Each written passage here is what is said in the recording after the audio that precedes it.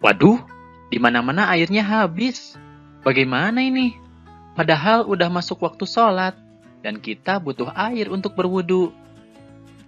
Aha, kita tayamum saja. Tapi, bagaimana caranya ya?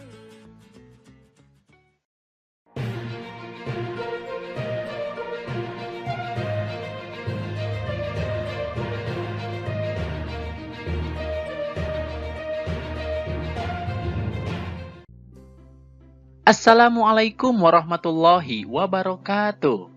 Hai adik-adik semuanya, bagaimana kabarnya hari ini? Semoga kita semuanya masih dalam keadaan sehat walafiat. Sebelum memulai video pembelajarannya, marilah kita awali dengan membaca basmalah bersama-sama. Bismillahirrahmanirrahim.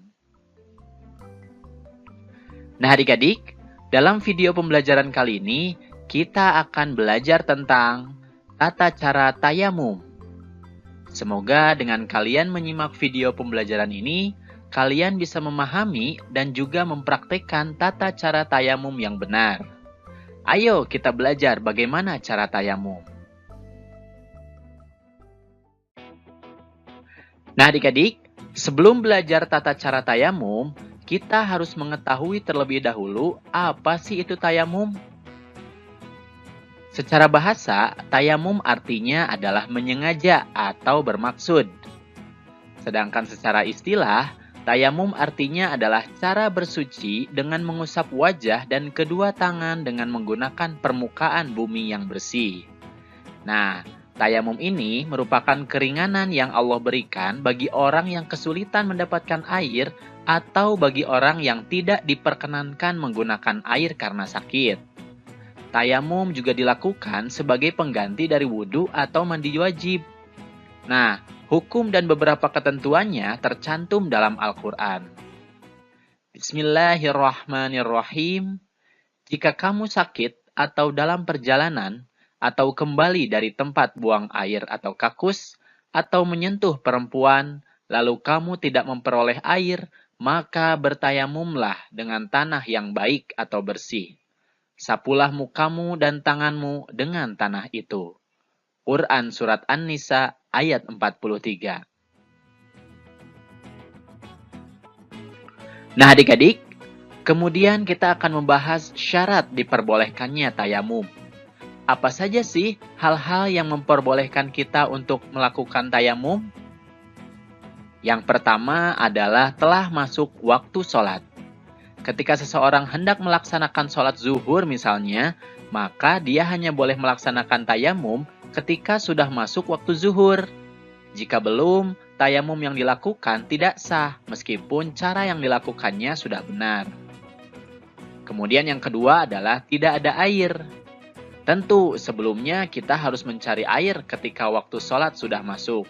Maksud sebenarnya bukan harus pontang-panting lari kemana-kemana untuk mencari air. Asalkan orang tersebut yakin memang di tempat tersebut tengah tidak ada air, syarat tayamum ini sudah terpenuhi. Kemudian yang ketiga adalah dalam perjalanan dan kesulitan air. Nah, apabila di perjalanan yang sangat jauh, sedangkan waktu sholat sudah masuk, kemudian kita sangat sulit untuk menemukan air, maka diperbolehkan juga untuk melaksanakan tayamum. Kemudian yang keempat adalah ada alasan untuk tidak menggunakan air, misalnya sakit atau tidak cukup dan lain-lain. Maksudnya adalah ada alasan ketika seseorang menggunakan air ada ketakutan mengganggu kesehatannya. Misalnya apabila terkena air, bagian anggota wudhunya akan bertambah sakitnya menurut keterangan dokter. Atau terganggu hal lainnya. Misalnya karena ketersediaan air yang sangat tipis atau sangat sedikit, sehingga hanya cukup untuk dikonsumsi, bukan untuk mandi dan sejenisnya. Nah, itu adalah syarat diperbolehkannya tayamum. Jika tidak ada syarat ini, maka tayamumnya tidak sah ya. Ketentuan berikutnya adalah batalnya tayamum. Ini adalah hal-hal yang membatalkan tayamum. Yang pertama adalah menemukan air. Nah, jika setelah bertayamum dan kalian hendak melaksanakan sholat, tapi kemudian kalian menemukan air, maka tayamumnya menjadi batal dan kalian harus melakukan wudhu.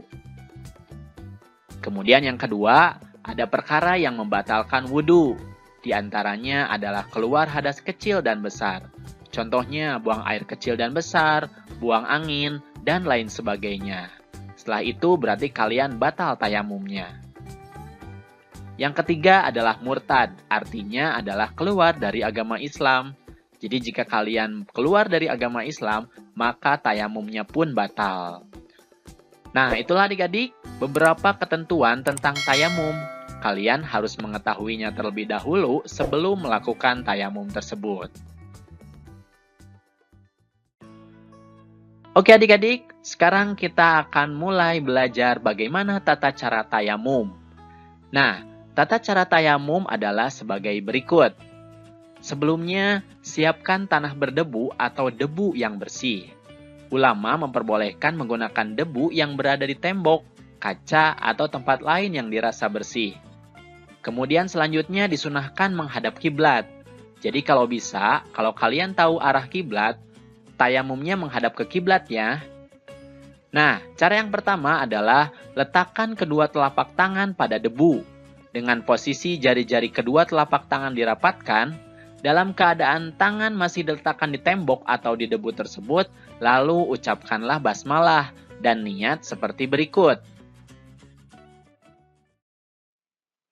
Bismillahirrahmanirrahim. Nawaitu tayammuma listibahatis sholati fardholillahi ta'ala. Aku berniat tayamum untuk mengerjakan sholat fardu karena Allah Ta'ala. Kemudian yang kedua, usapkan kedua telapak tangan pada seluruh wajah dengan debu yang bersih tersebut. Berbeda dengan wudhu, dalam tayamum tidak diharuskan untuk mengusap debu pada bagian-bagian yang ada di bawah rambut atau bulu wajah, baik yang tipis maupun yang tebal. Yang dianjurkan adalah berusaha meratakan debu pada seluruh bagian wajah. Nah, kemudian yang ketiga adalah bagian tangan. Sementara lepaskan cincinnya dulu ya jika ada di jari. Nah, cara untuk mengusap bagian tangan adalah letakkan kembali telapak tangan pada debu. Kali ini jari-jari tangannya direnggangkan. Lalu usapkan debu kepada tangan kanan menggunakan tangan kiri. Caranya adalah usap punggung tangan kanan hingga ke siku. Kemudian tangan kanan diputar untuk diusapkan juga sisi lengan kanan yang lainnya, hingga dipertemukan kembali jempol kiri mengusap jempol kanan. Lakukan hal yang sama pada tangan kiri seperti tadi. Jangan lupa untuk usap-usapkan di antara sela-sela jarinya ya. Nah, setelah tayamum dianjurkan juga untuk membaca doa bersuci, seperti halnya doa setelah berwudu. Asyhadu an la ilaha illallah wahdahu la syarikalah. Wa asyhadu anna Muhammadan abduhu wa rasuluh. Allahumma ja'alni minat tawwabin waj'alni minal mutatahhirin waj'alni min ibadikas sholihin. Nah, itulah adik-adik tata cara bertayamum. Semoga kalian bisa memahaminya dan juga bisa mempraktekannya ya jika kalian akan melaksanakan tayamum. Itu saja video pembelajaran yang bisa kakak sampaikan. Terima kasih atas perhatiannya dan mohon maaf apabila ada kesalahan. Jangan lupa like, komen, dan subscribe video ini. Kemudian aktifkan tanda loncengnya supaya kalian mendapatkan informasi dari video-video yang terbaru. Billahi taufiq wal hidayah. Wassalamualaikum warahmatullahi wabarakatuh.